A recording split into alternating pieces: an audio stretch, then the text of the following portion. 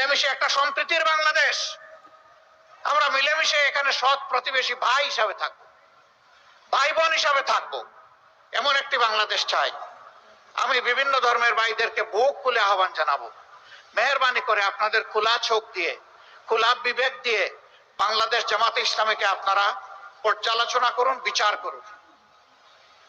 আমি আপনাদেরকে অনুরোধ জানাবো, স্বাধীনতার পর 54 বছর বাংলাদেশের কোন নেতা, কোন কর্মী অন্যায়ভাবে কোথায় আপনাদের কারো একটুখানি জমি দখল করেছে, মেহেরবানি করে আমাদেরকে জানিয়ে সাহায্য করুন।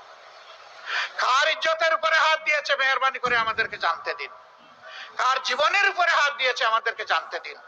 আমরা কথা দিচ্ছি, আমরা ইনশাআল্লাহ তার সুষ্ঠু প্রতিকার করব, ন্যায় বিচার আপনাদেরকে উপহার দেব। আর যদি আপনাদের বিবেক বলে যে না, এ দলের নেতা কর্মীরা এই সমস্ত অপকর্মে জড়িত নয়, তাহলে আপনাদেরকে আমরা কথা দিচ্ছি যে আপনাদের এবং সমস্ত জনগণের নিরাপত্তার জন্য আমরা অঙ্গীকারবদ্ধ।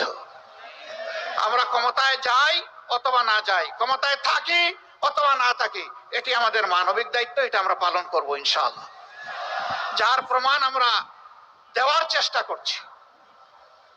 যতক্ষণ পর্যন্ত দেশবাসী আপনারা বাংলাদেশ জামাতে ইসলামীকে ন্যায় এবং কল্যাণের উপরে দেখবেন, সত্যের উপরে দেখবেন, ততদিন পর্যন্ত আমরা আপনাদের বুক ভরা ভালোবাসা চাই।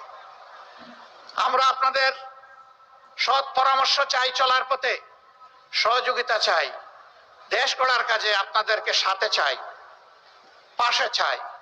আর আপনাদের বুকে আমাদের জন্য একটু জায়গা চাই। কিন্তু আমরা যদি কোনো অন্যায় করি, অবশ্যই আপনারা আমাদের ন্যায়সঙ্গত সমালোচনা করবেন এবং আমাদের অন্যায় কাজের গতি বন্ধ করে দেবেন। বলবেন যে আর যে যাই করুক, আপনারা কোরআনের কথা বলেন, আপনারা ইসলামের কথা বলেন, আপনাদের জন্য এই কাজ শোভনীয় নয়, এটা আমরা আপনাদেরকে করতে দেব না। যদি আপনারা এইভাবে আমাদেরকে সহায়তা করুন, ইনশাআল্লাহ সাম্যের বাংলাদেশ, ন্যায় নীতির বাংলাদেশ, দুর্নীতিমুক্ত বাংলাদেশ, দুঃশাসন মুক্ত বাংলাদেশ, মানবিক বাংলাদেশ আমরা আপনাদেরকে সাথে নিয়ে উপহার দিতে পারবো এই দেশবাসীকে ইনশাআল্লাহ। কঠিন